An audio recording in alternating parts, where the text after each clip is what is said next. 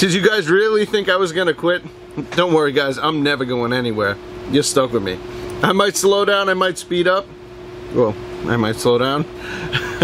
But I'm never quitting. This is Mike here from Ekim Knives, and I'm finally back with another episode of How to Make a Frame Lock. This is episode number 15, where we finally finished this one. Now, when we last left off, all we had to do was a few little detail things, like cleaning up these big blocky pivot heads. We're gonna shape these guys here. They're not gonna protrude that far. That looks a little goofy, a little Frankenstein-like. We have to shorten the pivot, sharpen her up, and we're finally gonna etch a logo. A lot of you guys have asked, how do I etch my logos? And I'm gonna show you exactly how I do it today. We might do another episode after this of just troubleshooting and maybe just some back and forth and what we would do to improve. Things like the pocket clip, which I'm gonna have to address in another video because it's just a very bad position for this pocket clip and I don't like how it came out at all. So that would be a total redesign. And this is an important part of making folders. Don't think your first design, unless you're really lucky or really good, don't think your first design is going to be the one that knocks it out of the park for you. There's a learning curve to this. So don't be afraid to prototype. Prototype is a necessary evil. But enough of that. Let's get to work. You guys waited long enough. Okay, let's start with that pivot. You can see how far it sticks out here. Now, the original hole we put in was about 50 thou deep. So I'm going to take this little probe end on the bottom and measure it from the shallowest point, just to get a rough idea of where we're at. So from the shallowest point there, and our rough estimate is 80 thou. So right off the bat, 80 plus 50, that's 130. Let's go 140 thou, because we want it just under the surface. But remember, we don't have a lot of room to work with, so you don't want to overshoot, because then your stop pin's not going to engage on one side. And you don't want the screw to be holding it in place, you want the actual barrel to be holding it in place. So we're just going to slide this guy out.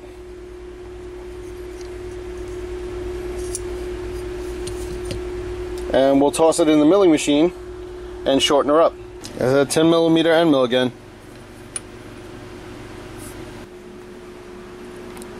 The 1/8 collet in here.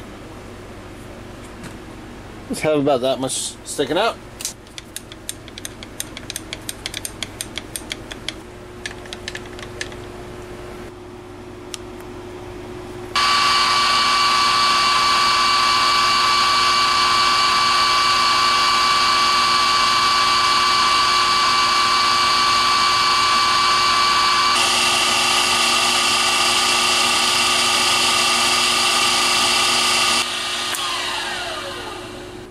See, then what I like to do is steal one of my wife's nail files, I swear it's not mine, and kind of chamfer the edges a little bit, knock that burr off. And this is a nice and fine tropical shine variety. As you can see, it's seen better days. But 400 to 600 grit. It's got a nice foam backing, so it gives it a nice polish.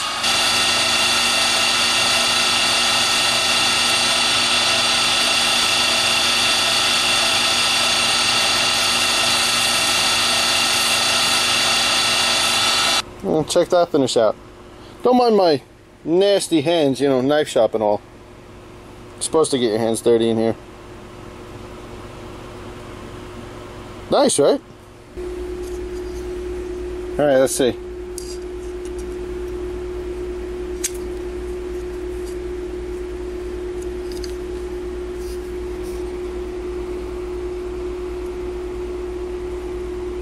Looks like we got it. The only way to tell is to put another screw in there and see if it tightens up.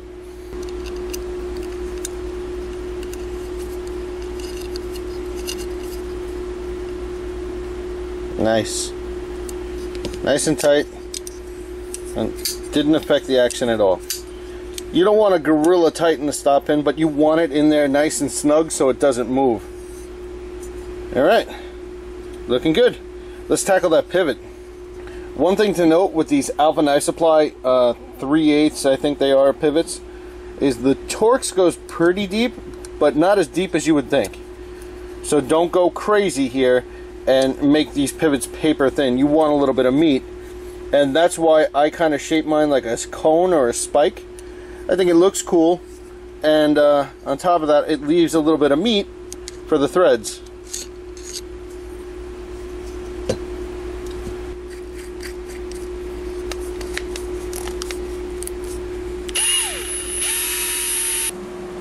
Alright, 60 grit belt, and I'm going to hold this on about a 35-degree angle.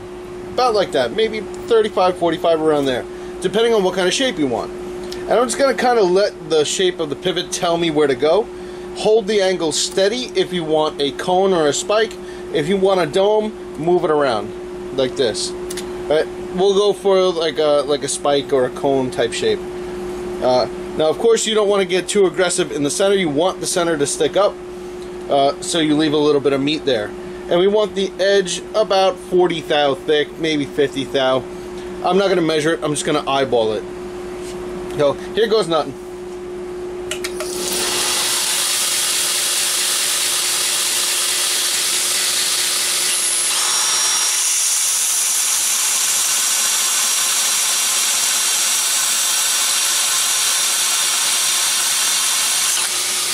Pull it off.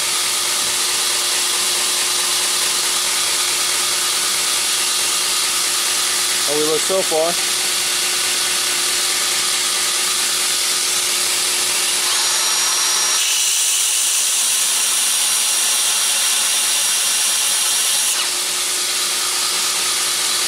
Okay, that's done.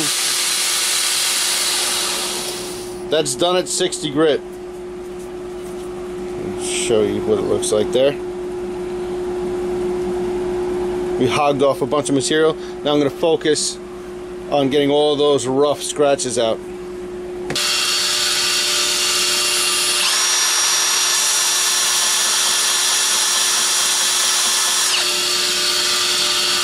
That's it. Scratches are out.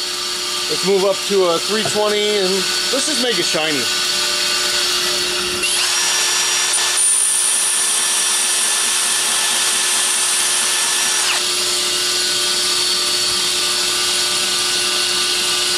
Looking better already.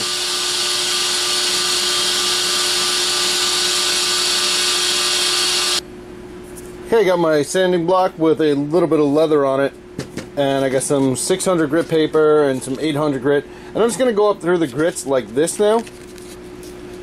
Put it over the leather so it's got a tiny bit of give.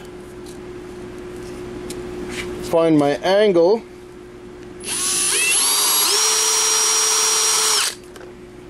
And it's okay if it slips off like that, no big deal. Cover that light up. It's already getting much, much cleaner. And we'll just work our way through the grits. It takes like 2 seconds with each grit. So to mirror polish these is pretty quick.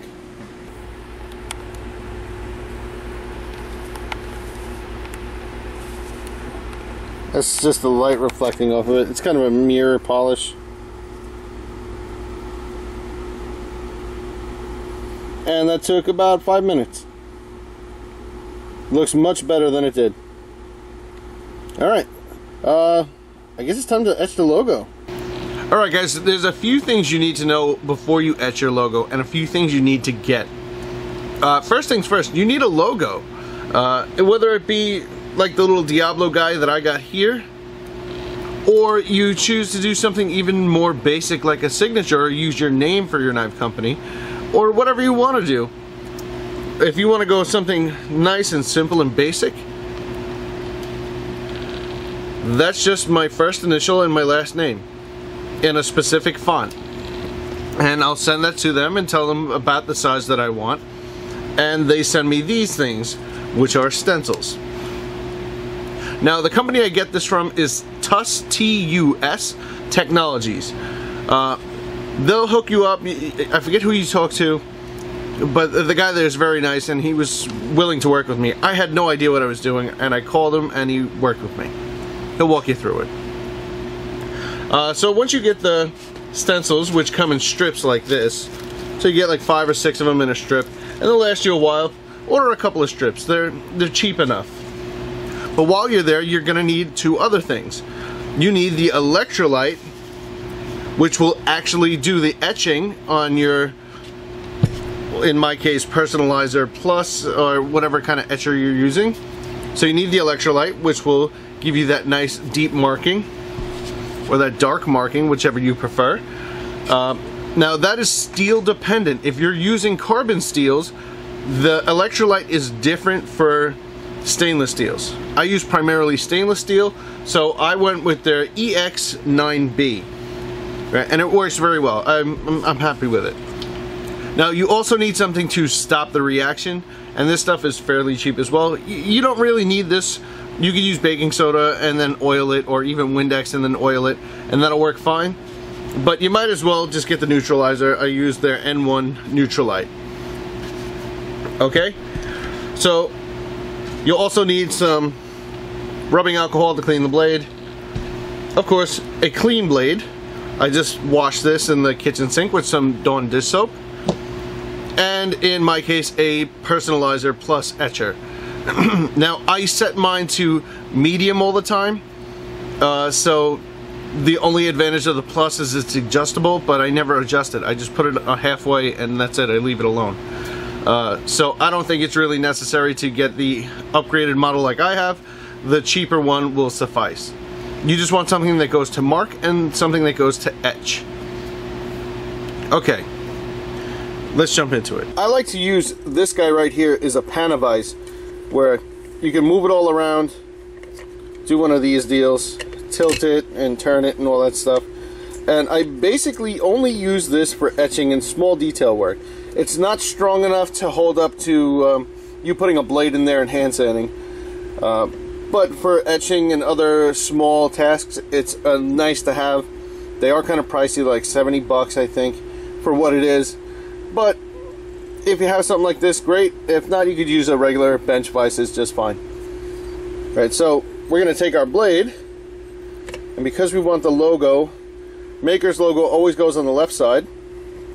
In this case, we're going to put it on the spine. So I'm going to drop this guy in here. Leave the spine sticking up just a little bit. Try not to bump into you guys. And now I can position it however I want. That looks pretty good. Okay, we're going to just clean off the spine a little bit with some rubbing alcohol, just to make sure we don't have any fingerprints. I did wash it with dish soap, but you just want to be sure. You don't want any a bad etch, because then I'd have to sand it out. I'll just give that a quick wipe down with some rubbing alcohol. Alright. And now we're going to take our stencil and lay it exactly where we want it. Pay close attention to your alignment. Oh, and get yourself some electrical tape. So we have our little stencil here, and I'm going to put it on the spine like this. Now they are transparent, so you can see the spine of the knife through there. So I'm just going to align it the best I can, and then I'm going to tape it in place with some electrical tape. Right? The electrical tape, if you're careful with the seams and you tape it down real good, will protect you from getting any electrolyte underneath the stencil or over here where the blade is exposed. If you get the electrolyte anywhere else but on this stencil, the brown part will block it, the yellow part it'll go through, and the edges obviously are unprotected. Everything else will turn just as black as your stencil, so be careful, make sure you mask everything off. And electrical tape seems to work the best. The blue masking tape and all that stuff, the electrolyte will go right through it, so just be warned. I'm going to tape this off camera because I got to get in there and it's a little fiddly, and I may make sure it's aligned. It doesn't matter how ratty your tape job looks, as long as all the important parts are covered. And the other important part, if it'll focus, is that it doesn't move. So you want to run your finger across it, and if it doesn't move or wiggle around when you touch it, you should be good to go. If it moves, you're going to get ghosting, or it's going to get hazy, and it's not going to be nice and crisp like you want it. So that looks pretty good. We should be all set up to go. on the personalizer, you're going to have two leads. This connects to the blade. Normally, you want to put it in an unobtrusive place, like maybe through the stop pin track or something, just in case you scratch it up. Normally, I do it on the flipper tab, but I kind of taped it all up, so I'll put it on the front of the blade and just be careful with it.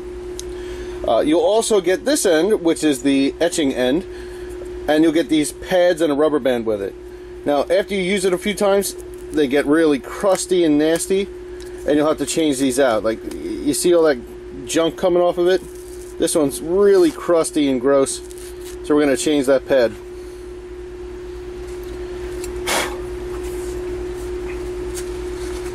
So right now, and of course the etcher is off, you don't want to short these out. Put a fresh pad on, and a new rubber band, because the rubber band gets nasty too.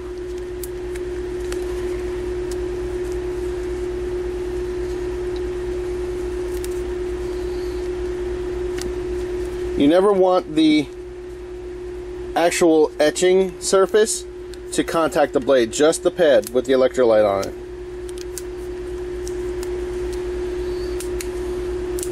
I purposely load my pads like this because when this part gets nasty, I'll just slide this over and use it again. Okay, to load up, I got the electrolyte straight out of the bottle, and I'm just going to pour a little bit on the end once I move that rubber band.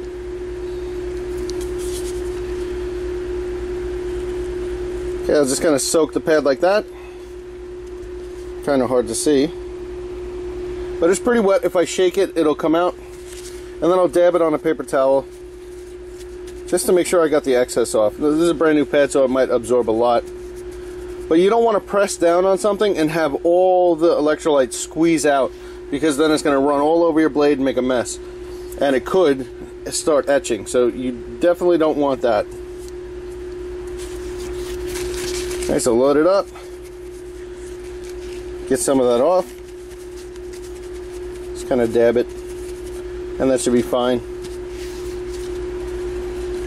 Alright, we'll connect our lead.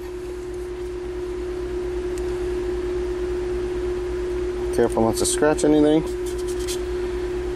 Now on this one, I'll bring this up so you can see it.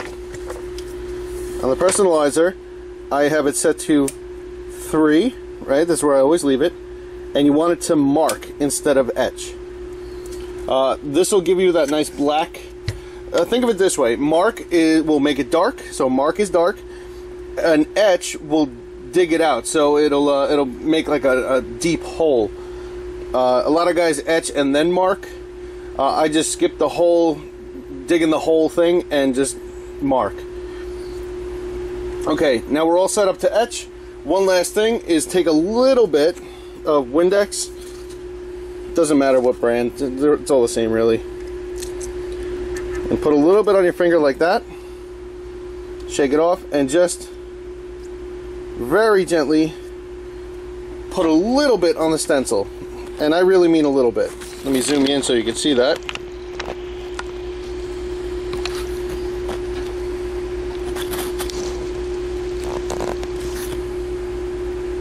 There we go. Just barely moistened it. You don't want to douse it in Windex because Windex will stop the reaction, and you don't want that. So just like that. Just that little bit of moisture should do it. I'll even wipe a little bit of that off. Okay, now we're set. We're going to do 15 swipes. Let me make sure my lead is clipped on here.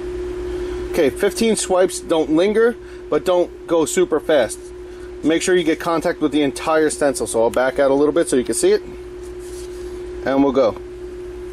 1, 2, 3, 4, 5, 6, 7, 8, 9, 10, 11, 12, and back up a little bit, 13, 14, 15, and we'll do one for good luck.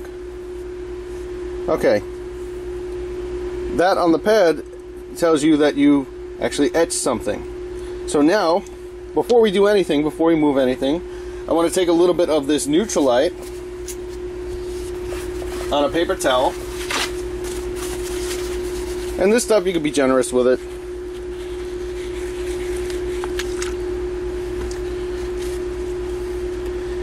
And that Neutralite's going to stop the reaction. All right, once we remove the stencil, we'll make sure we use a lot more Neutralite. Okay, we can remove the stencil. Just so you know, I like to also neutralize the stencil once I get it off. So we'll neutralize that. Just kind of flip that around. You don't have to use this much. I went a little crazy. And then I'll take it and I'll put the used stencil, once it's neutralized, in some distilled water. And I'll leave it there till the next time I use it. So it just stays floating in there. And I find it helps the stencils to last a lot longer that way. Alright, so we get some more of this neutralizer, and let's wipe this down. Make sure you get it all over the place. Just in case you got some of that etchant on the blade anywhere else. And we'll take this guy out. I like to just be double sure. So I'll back you out, and we'll hit it with a little bit of Windex. So I'll go over here so I don't make a mess. Hit it with a little Windex. All right. We'll wipe that off with a fresh towel.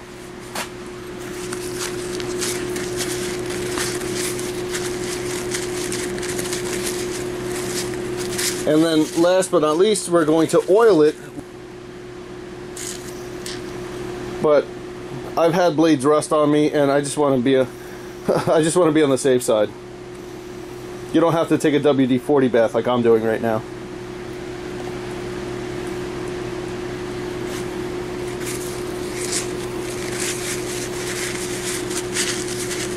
Okay, we'll just dab some of that off.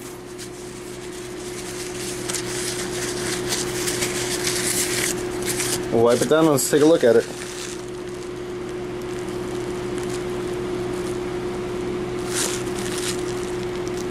There you go. One etch signature. Nice and black, no ghosting, nice and clean. The light is kind of playing havoc with the camera here, but you can kind of make it out.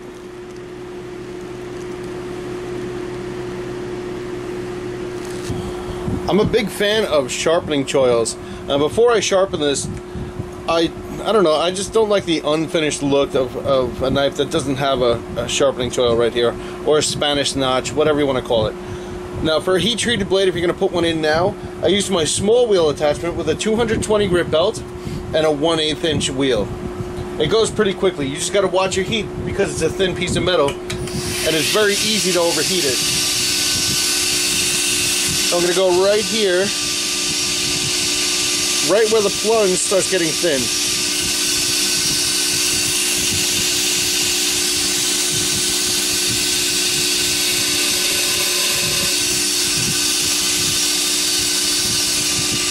Just a little touch. It doesn't take long. You gotta watch your heat.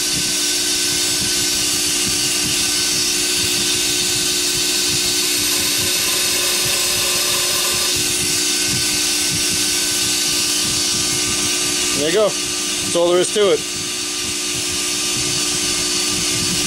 Much better. Alright, let me swap out for a contact wheel and we'll do some sharpening.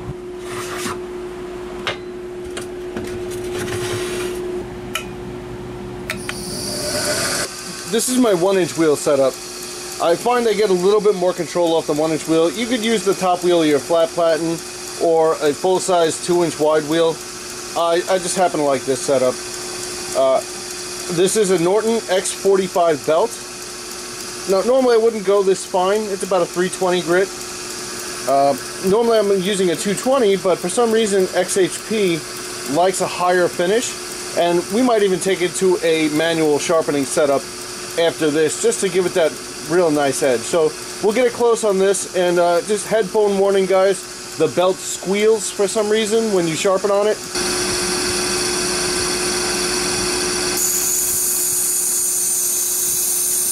Huh, not squealing today. At least not as bad as it normally does.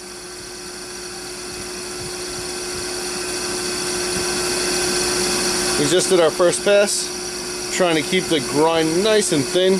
Just get that initial V going.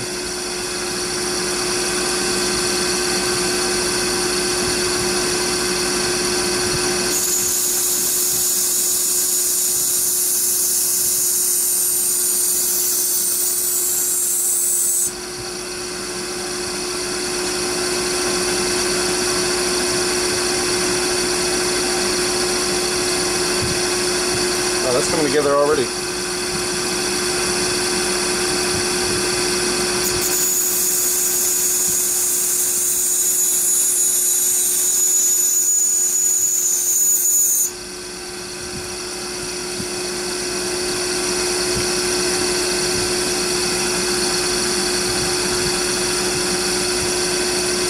And it's still nice and thin at the cutting edge.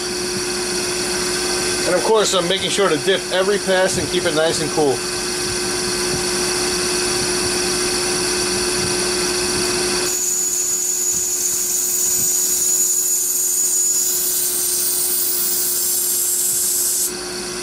Right, switching over to leather, we're going to give it a quick strop and see what we look like.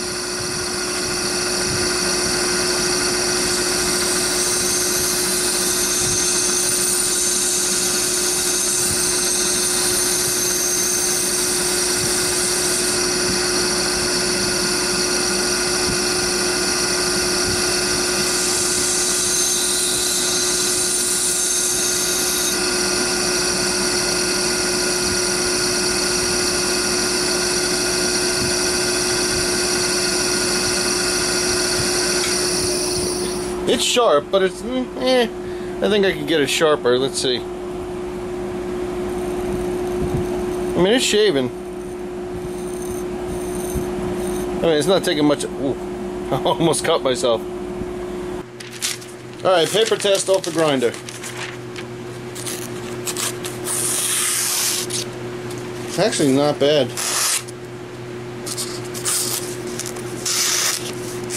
Little hiccups. Yeah, there's some hiccups in it.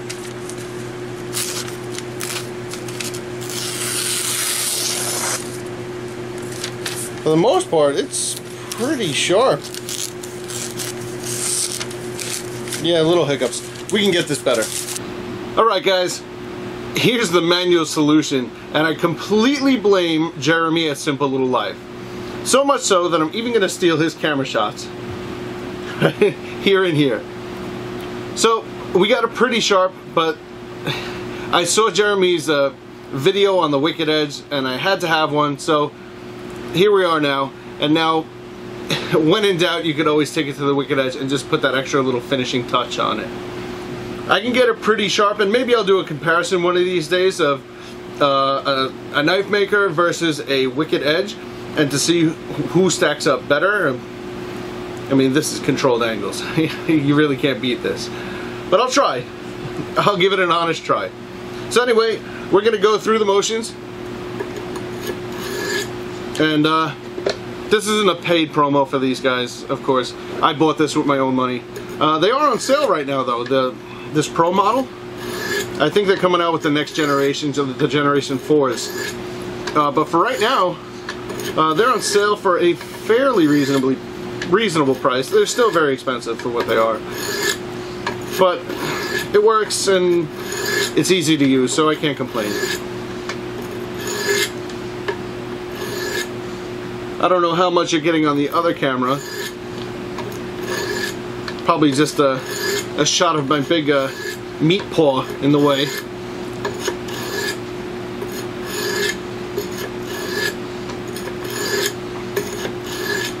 So of course, I'm not going to sit here and make you watch the whole thing. I just wanted to say thanks to Jeremy for talking me into one of these and steal his camera shot. Check that out. Nice micro bevel, mirror polished. Looks nice. Let's see how it performs. Okay. Now's the test.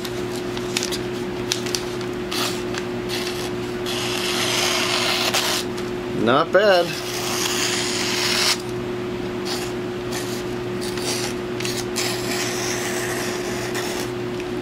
Seems pretty smooth. That's pretty smooth. It seems pretty consistent. I'd say there are less hiccups than when I did it. It doesn't feel much sharper. It just feels a little bit smoother, I guess. I guess that's the best way to put it. Yeah, maybe I do have a shot against the Wicked Edge. We'll see. Alright, let's put this guy together. With all the new hardware and everything. Of course, minus the pocket clip. Let's see here. Stump all that stuff out. There's our pocket clip. Okay, got our new pivot. Washer. One of those guys.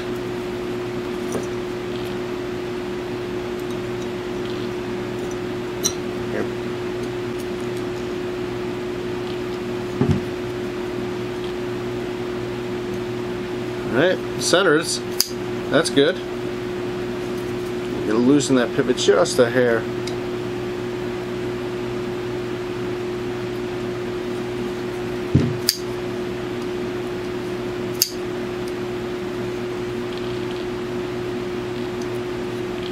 Oh, you know what? I never oiled it.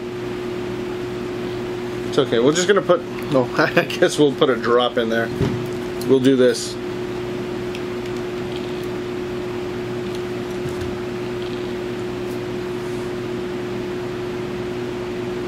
Right in the detent hole. We'll just kind of shove it in there.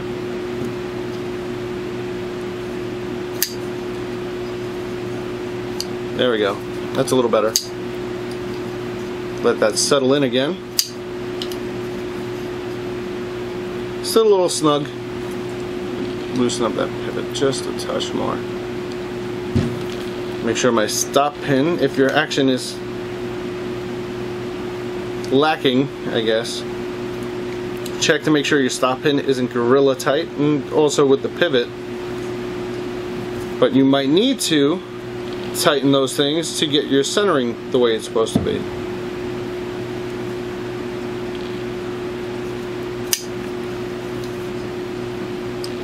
There we go. Starting to come back to life now. I almost cut my thumb off. That's all it took. And of course you want to check for blade play. Yep, we're good. Let's see. Oh, I just did cut myself. It will fall under its own weight. Oh yeah, I guess it's pretty sharp too. And that brings up a good point. You see my thumb. Little focus on my thumb. There you go. See that? That brings up a good point in that know what your customers want. Sometimes they don't want a guillotine. Hold on, let me get in the face view. Well, check it out, fellas. It's nice to be back. It's nice to be bleeding for you again, because I don't know how to operate a knife properly, and playing with knives, that's what you get. But the knife is done. And it looks pretty good, I think. It's now, I didn't get crazy and do like some artistic sculpture and put like Zeus, you know, or some crazy nonsense on the blade, because that's the artistic part, right? And I'm not very artistic. I could kind of follow a blueprint and learn how to do something and do that. I struggle with the artistic side. But this, to some of you are looking at this and saying, wow, that's a nice great big canvas to express your artistic, start carving and doing whatever. But we got you a functional knife, and we paid attention to the stuff that really matters. As far as fit and finish and function, I think we nailed it. I think we did very good. Of course, there were some misses along the way because I filmed this as I built it. And this is the first time I built this knife, right? Which I'm calling the Hustler, by the way. So being that it's the first time I built it, we ran into a couple of issues, including the pocket clip is the biggest one. But now I know, and that's part of prototyping and part of learning and part of advancing in knife making is going through and experiencing those issues. Without those issues and those failures, you're never going to know how not to do it. So it worked out. we still got a pretty cool knife right here. And now when I go to do version 2, the second prototype, I know exactly how to fix the pocket clip, and I know exactly how to avoid some of the other pitfalls. So guys, I think that's it. We made it. And thank you to a lot of you guys have been sending me pictures of your frame locks on Instagram. So I appreciate that, guys. It's nice to communicate with some of you, and of course Instagram is where I'm most active. So I'll put a link down below, of course. But yeah, it amazes me, and it makes my day every time I see one of you guys that took the initiative and put in the work, and you're showing me stuff like this and saying, hey, what do you think? Like, wow, you killed it. You knocked it out of the park. That's awesome. That makes my day. Well, I'm going to get going, because I'm going to get really rambly in here in a second, because this video has been going on all day. But it's nice to be at the end. I'm going to do some other videos. We're not at the end, because the frame lock isn't dead. This topic is just taking a rest for right now. I got some other videos that I want to get done, and I want to get back into my YouTube routine. And these are some very, like, I've been in here 7 hours today filming. Doesn't look like it with these crappy videos I put out, but it takes me forever. Guys, thanks for sticking with me. This is Mike here from Ekim Knives, and it's been a great series to hang out with you and interact with a lot of you. Thank you so much for taking the time to watch and like and subscribe and all that stuff. I look forward to the next one, and I look forward to getting back into my YouTube routine. I'm coming back. Whoa. Catch you guys later.